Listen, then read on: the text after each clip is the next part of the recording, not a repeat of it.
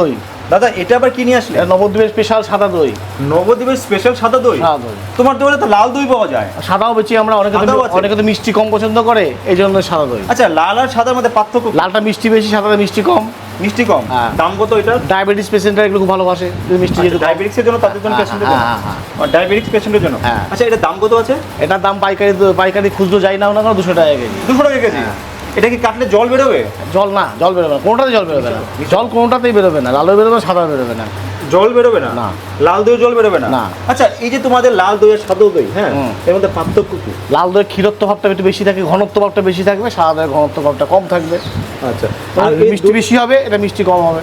আচ্ছা, অনেকে তো মিষ্টি কম খেতে চায়, এই জন্য এটা, তার জন্য সাদা দই। এই জন্য এটা। আর মিষ্টি বেশি হলে লাল এইটা, দই। হ্যাঁ, লালটা। আচ্ছা, তোমাদের দোকানটা কোথায়?